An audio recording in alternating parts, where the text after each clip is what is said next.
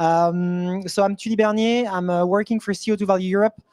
For those who were in the previous session, you heard from my colleague Celia, who was presenting on CO2 Value Europe.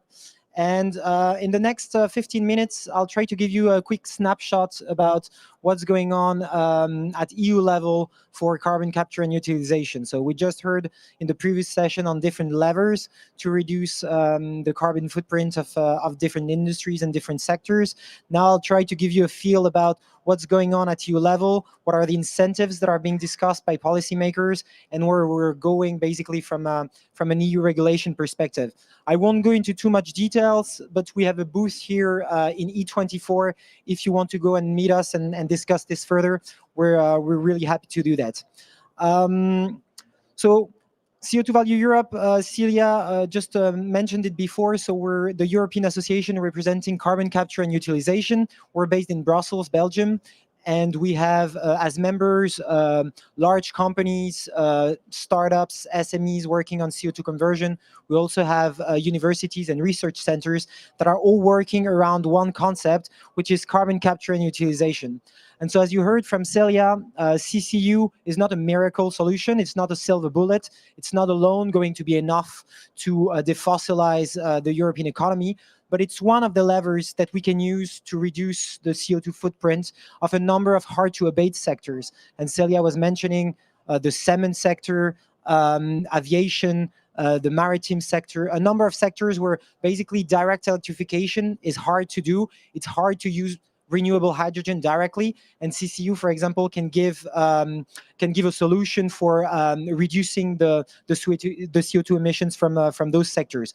So you see the definition here of CCU. So capturing CO2 either from industrial point sources, from biogenic sources, or directly from the air, and transforming it into a series of value-added products.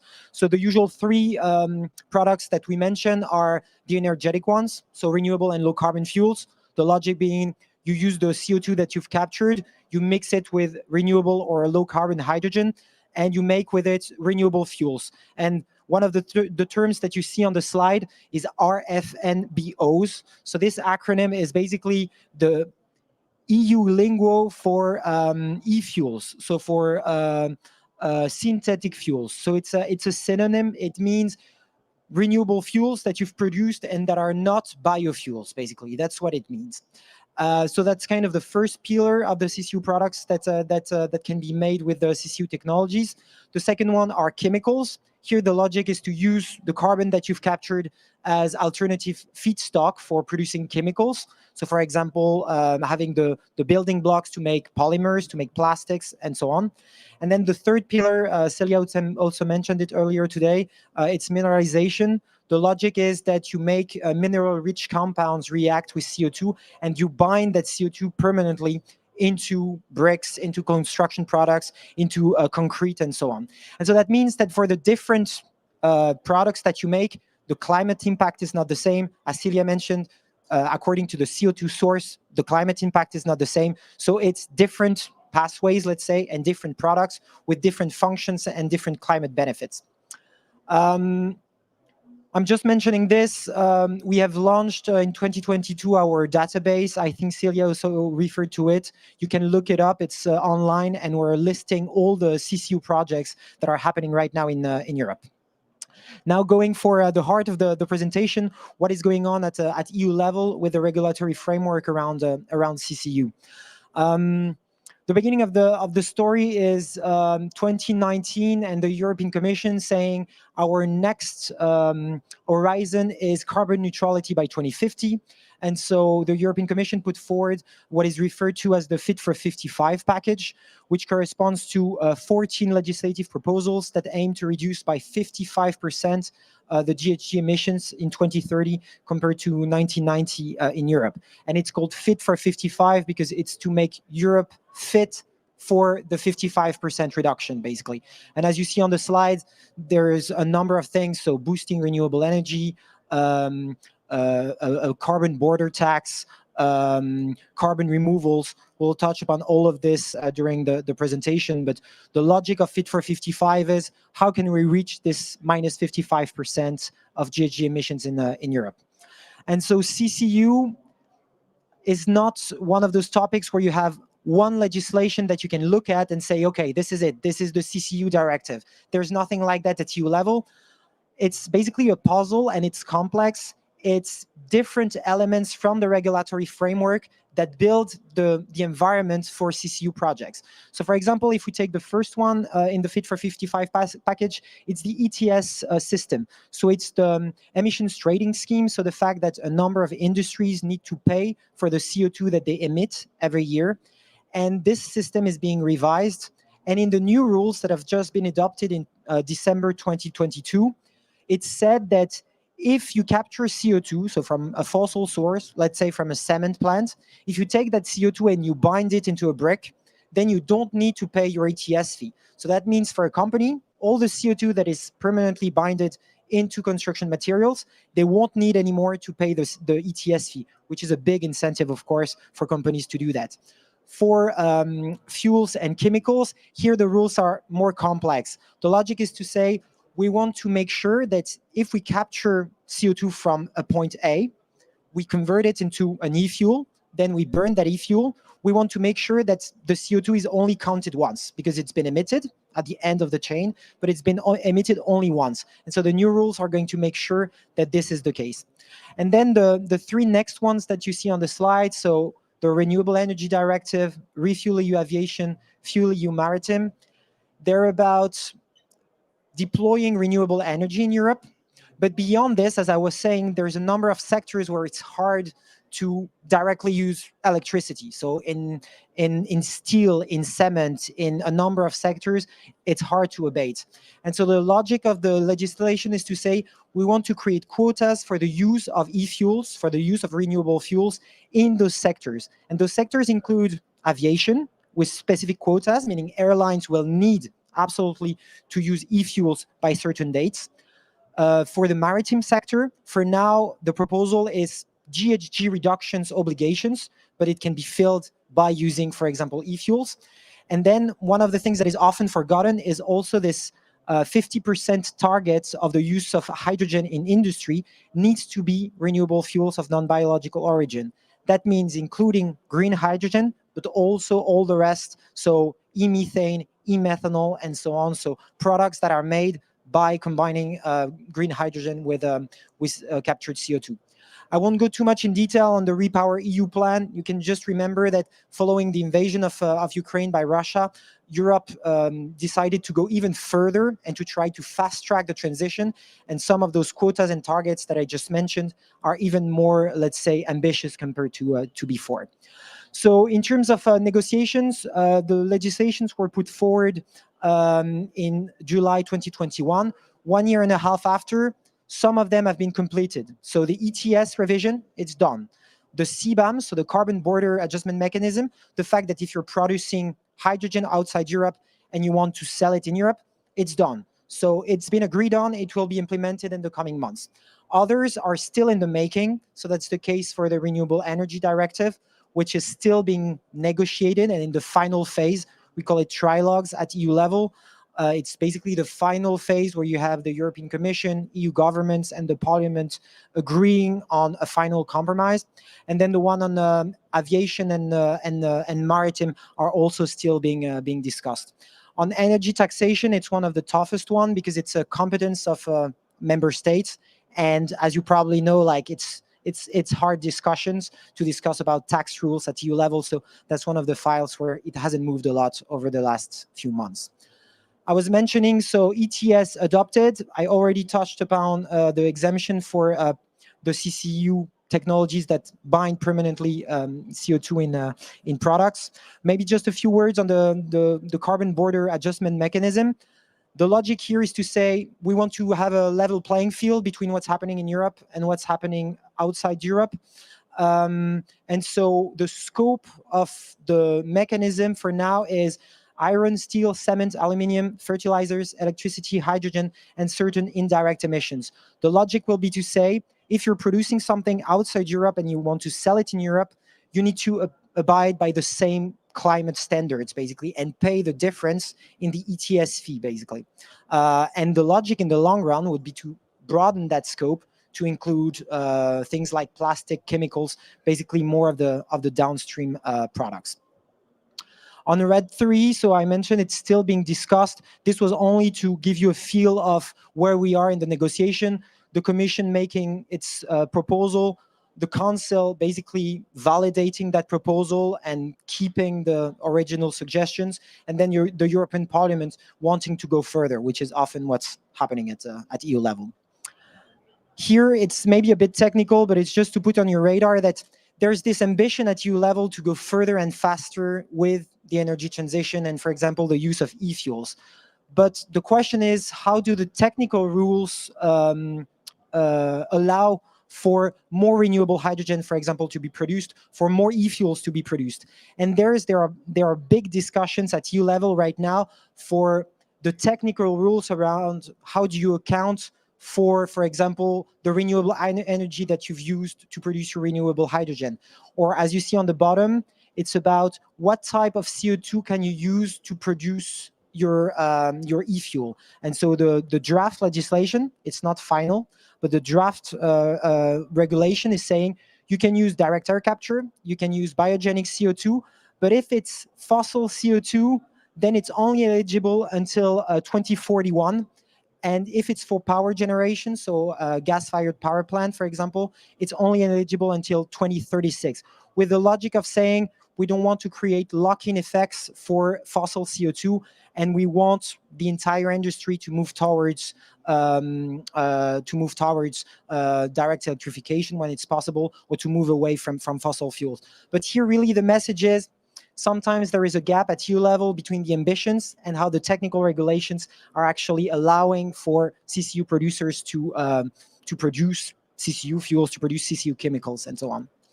One thing that you heard about already today, if you were in the different presentations, is carbon removals.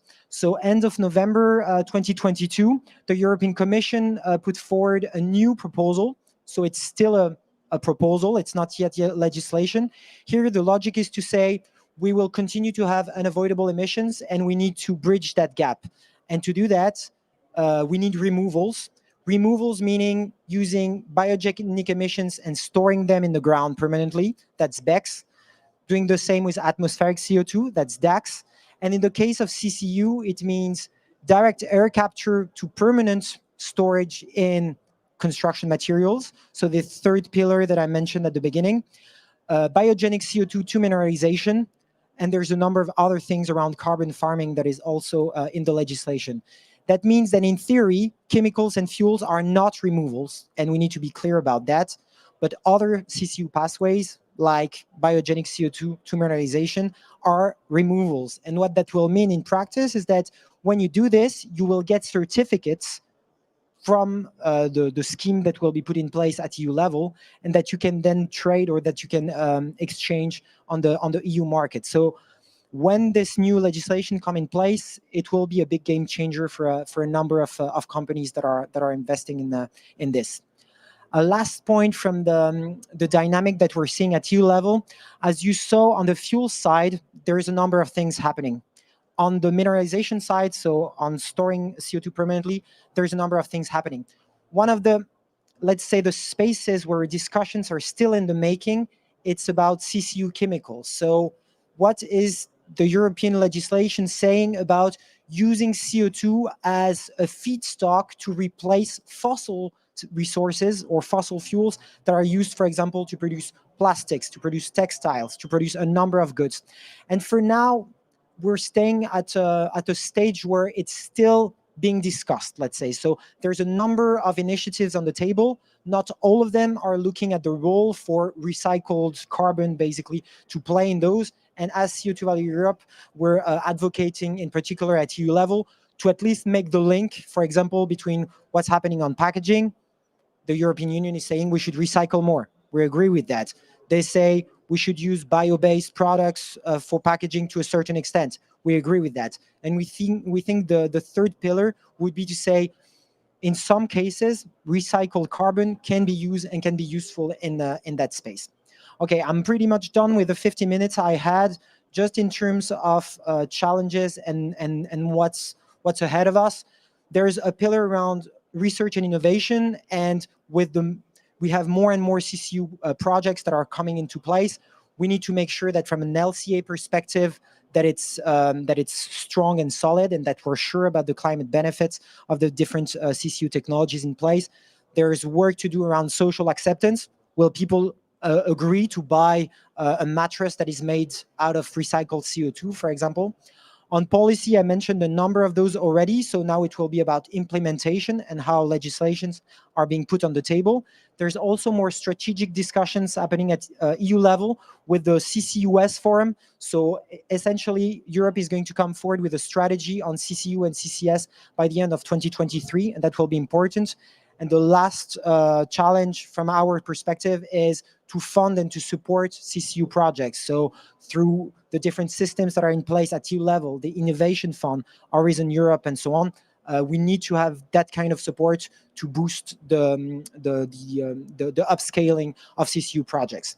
That was it for my presentation. I still have 5 minutes to take questions. I'm very happy to answer any question that you may have. Thank you very much.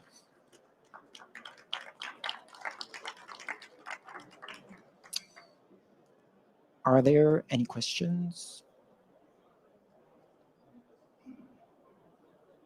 Sorry, I know that I was a bit fast. I wanted to tell you like a lot of things, but maybe I did it a bit too fast. Is there anything that you wanted to come back on the different elements we discussed?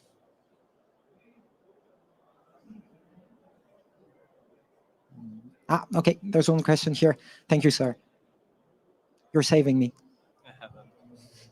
I just have a doubt. You mentioned that fuels and chemicals were not in the space of being accounted as removal.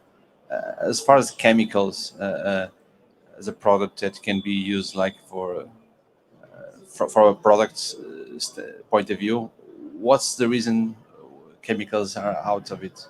That's a very good question. So essentially, it's very clear for fuels, right? Because for fuels, you have your CO2 that you've captured, and then when the fuel is burned, it's re-emitted. So there's no questions.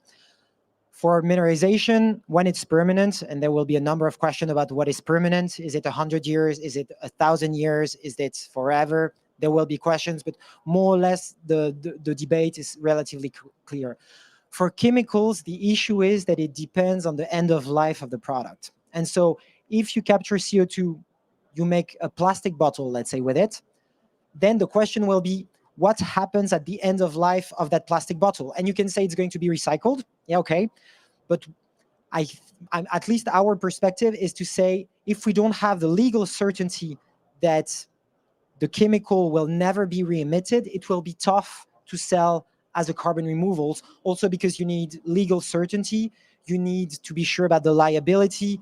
Let's say that someone produces a plastic bottle from CO2 and then receives a carbon removals. What happens if that bottle is burned at some point in the chain? So that's a very difficult question. I think that will be one of the crux, let's say, of the debate at EU level, like, are chemicals in or not?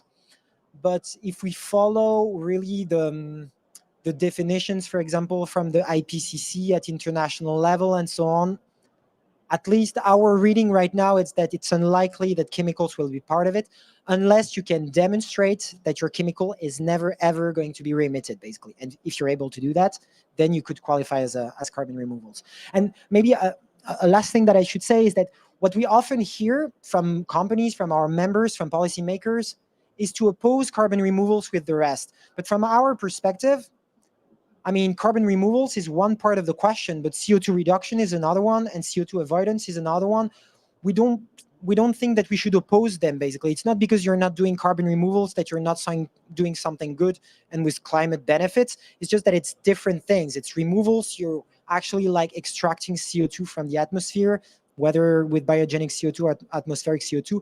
But we don't think that we should oppose that with reducing CO2 in a steel plant or reducing the carbon footprint of aviation by using e-fuels. We just feel it's different, let's say, legs for the overall EU strategy to reduce CO2 emissions. I think I'm pretty much done with my time. Thank you very much, everyone. And I'll switch to French. Donc, je vais donner la parole à Armel Pin. So I'm going now to give the floor to qui va Armel nous Pin parler from